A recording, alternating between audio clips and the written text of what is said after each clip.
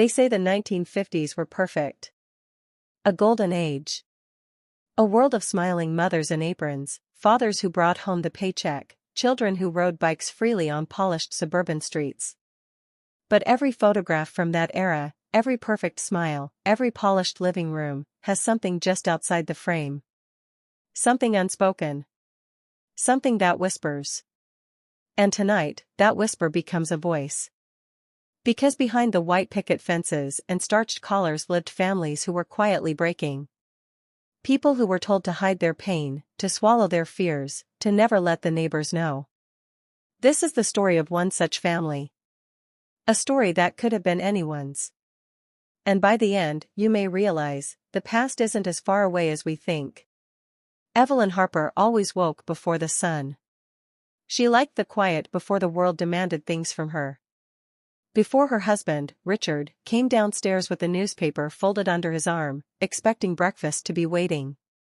Before her children, Daniel and little Mary, came thundering toward her with their shoes untied, schoolbooks scattered, and a million little needs she'd try to meet in the small space of a single morning. The house was calm at this hour. Calm and honest. And sometimes, painfully quiet. She moved through the kitchen barefoot, the floor cold even in summer. Outside, the street was lined with identical houses, pastel blues, pale yellows, faint pinks, each one hoping desperately to hide the truth inside. The neighborhood had been sold as the future, modern, clean, perfect for a wholesome American family. But Evelyn knew something others didn't say aloud. Perfection had a price. She set the kettle on the stove. As the flame flickered to life, she paused when she heard footsteps upstairs. Early footsteps. Heavy ones. Richard. He rarely woke this early. Not unless something was wrong. She heard the familiar thud of the bathroom door closing, followed by a silence that stretched just a little too long. She knew that silence. It was the pause right before his anger took shape. When he finally came down, he wasn't dressed for work. His shirt was wrinkled, collar half-buttoned, his face pale. "Morning," Evelyn whispered, cautious. "I'm not hungry." He sat heavily at the table and pressed his fingers into his temples. "Headache?" she asked. He didn't answer.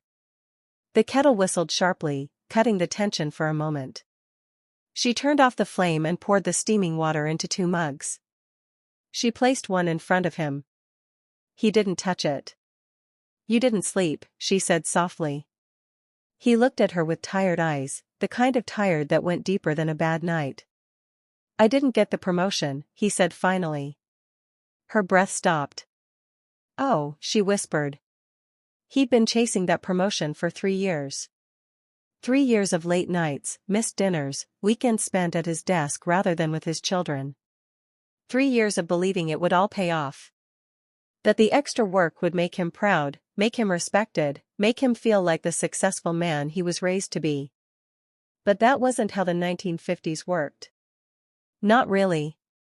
Men were expected to be strong, perfect, unshakable.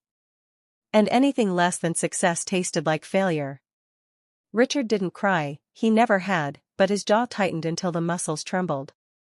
"They gave it to Thompson," he muttered. "He's younger. And single. They say he has fewer family distractions." Evelyn felt her heart twist. She wanted to reach for him, but Richard wasn't the kind of man who allowed comfort. He was raised in a world where softness was weakness. Where men were meant to be tough, silent, and distant. But she saw through him. She always had. "You know none of this is your fault," she whispered. But he didn't hear that part. All he heard was failure. He stood abruptly and grabbed his hat. "Where are you going?" she asked quickly. "For a drive." "Richard. I just need air. Don't wait up." And then he walked out. The door closed a little too loudly behind him. Evelyn stood alone, holding the mug of cooling tea, trying not to let her hands shake. She had felt this coming.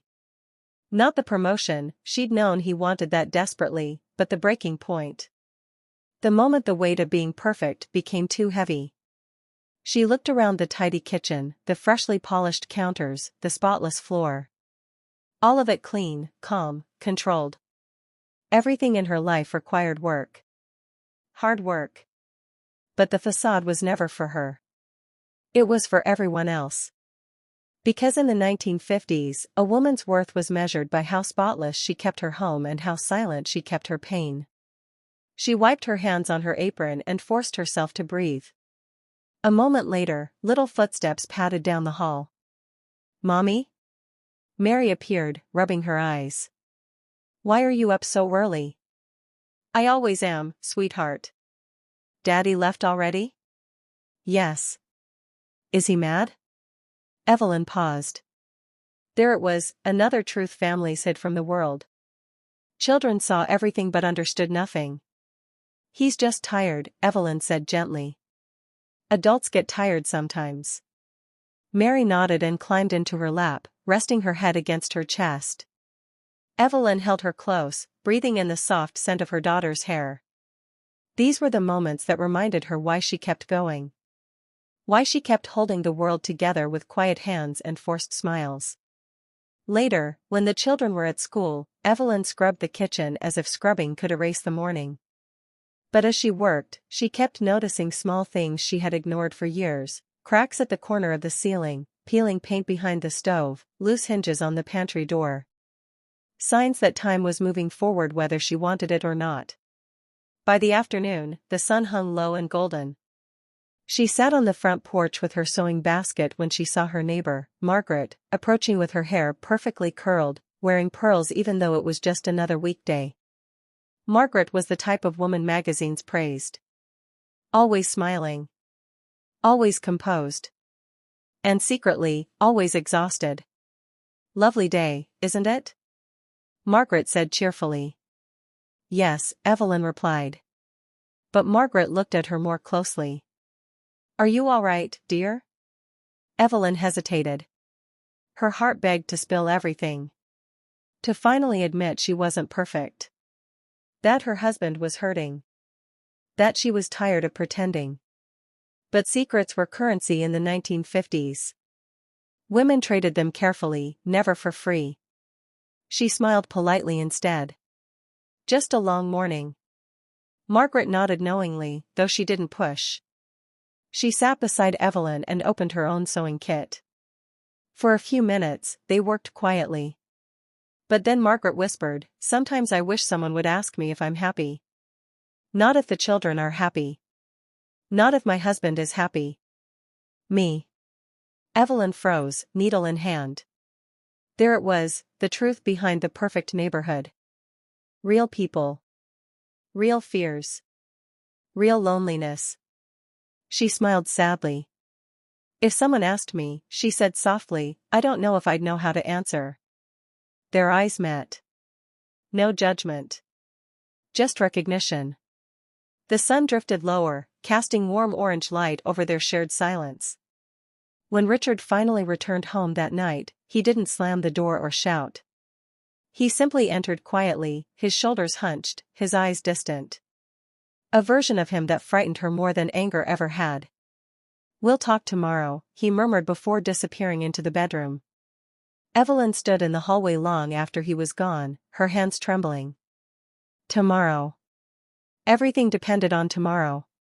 But she already sensed it would only get harder before it got better. The 1950s had a dark side the magazines never printed. And for the Harpers, it had only begun to show. The next morning unfolded with strained politeness. Richard ate quietly. The children asked gentle questions. Evelyn tried to pretend the world wasn't cracking under her feet. But everyone felt the shift, like the house itself had taken a breath and was waiting for something else to break. Richard left for work early, promising to return for dinner. Evelyn didn't believe him, but she nodded anyway. She spent the day cooking, folding laundry, and cleaning the living room even though it was already spotless. Keeping busy was easier than thinking. But her mind wandered anyway, to the phrase Richard had repeated last night, family distractions. As if she were the reason he failed. As if love and responsibility were burdens. As if the world demanded perfection from men and silence from women.